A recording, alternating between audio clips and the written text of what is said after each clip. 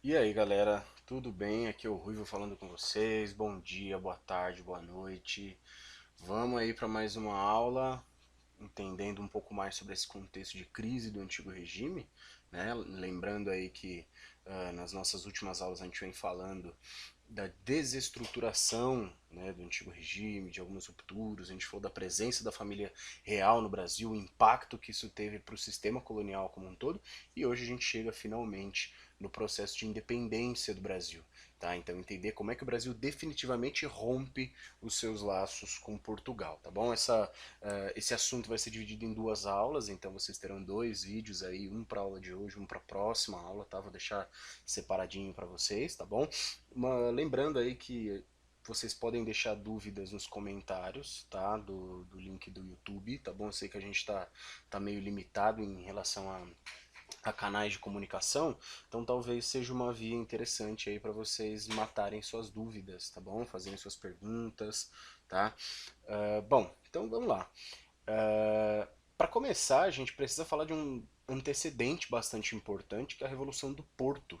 Começa ali em 1820, tá? Ela acontece em Portugal, tudo bem? E a gente pode considerar um levante burguês, beleza? Tá nesse contexto aí de ideias oriundas da Revolução Francesa, do Iluminismo, tá?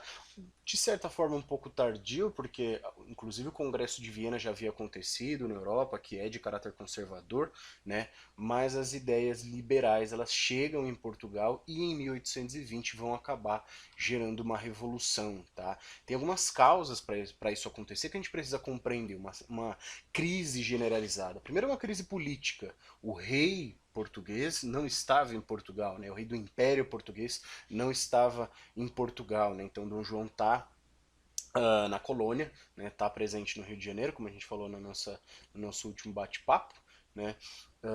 E isso para os portugueses era visto como uma falta de liderança, tá?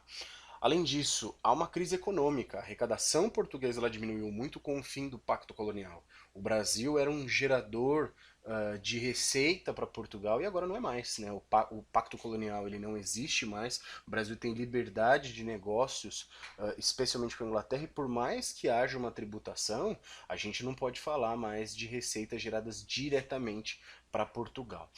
Existe também uma crise militar, porque desde a fuga da família real portuguesa e a derrota das tropas napoleônicas, Portugal é meio que gerenciado por oficiais ingleses. Né? Então esses oficiais estão presentes aí na cúpula do exército português. E por fim, uma crise simbólica, porque com a instalação da família real no Rio de Janeiro, então o Rio de Janeiro aí se tornando capital do Império, Portugal, que até então era o coração do Império, se torna a periferia. Então há uma inversão de posições que cria uma crise no símbolo de poder português. Tá? Portugal é periferia do próprio Império, tudo bem? Então tudo isso acaba agravando a situação do Império, tá?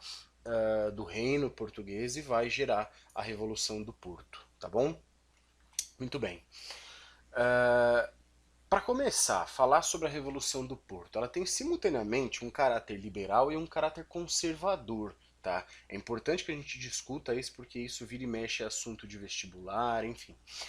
Ele é liberal no campo político, porque de uma forma ou de outra a Revolução do Porto ela está lutando contra o absolutismo monárquico. Tá? Então ela está lutando contra um pilar fundamental do antigo regime.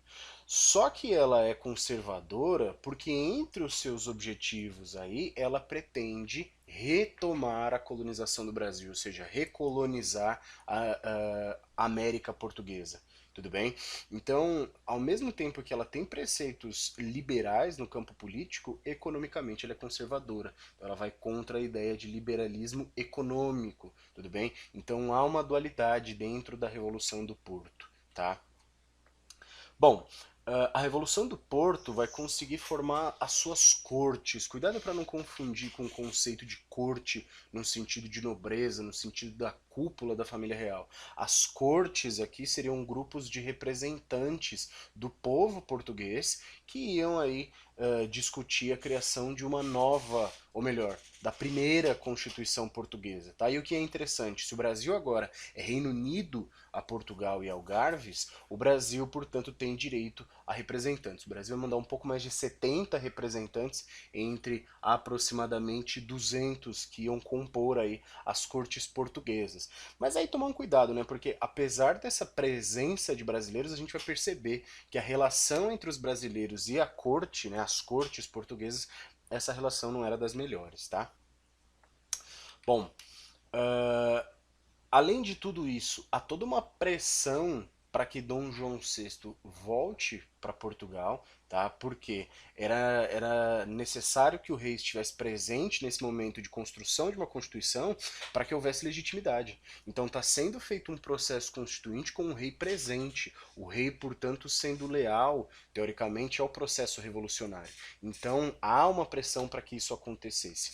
A elite brasileira, por outro lado, queria que ele permanecesse, por razões óbvias. Né? É muito interessante para essa elite manter o rei do Império Português no Brasil e toda a estrutura burocrática, toda a estrutura de comando do Império aqui no Brasil.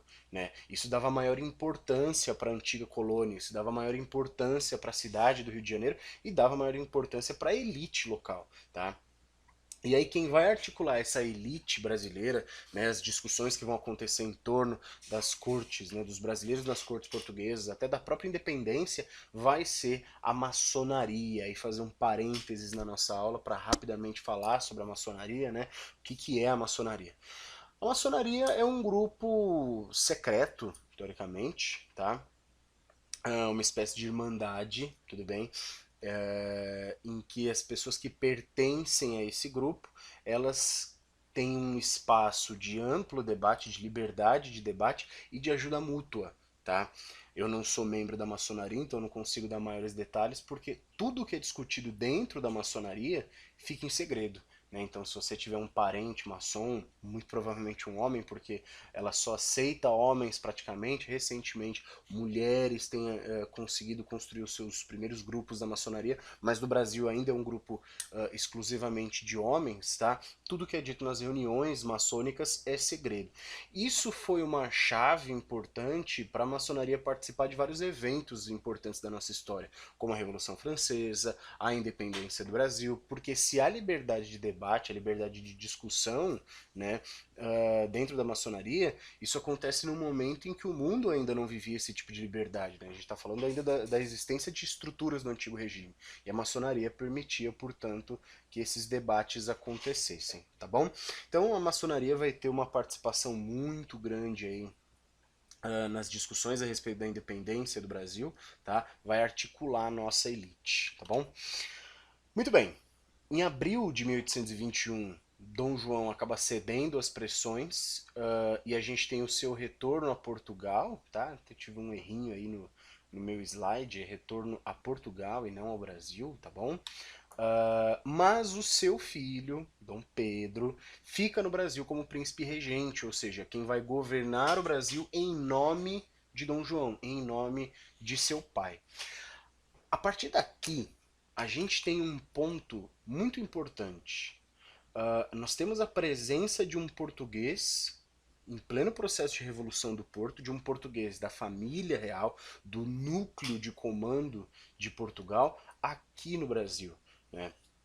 Inclusive aí há alguns registros, né, que indicam que Dom João, na hora de ir embora, teria dito a seu filho Dom Pedro que se for para perder, que se for para o Brasil se separar, né, que fique nas mãos de Dom Pedro e não nas mãos destes aventureiros, como ele se referia aos brasileiros que estavam pressionando aí já pela independência do país, tá? Então aqui a gente tem um ponto muito importante. Dom João vai deixar o seu filho no Brasil para governar no seu lugar, governar em seu nome, tá? Isso é um ponto importante.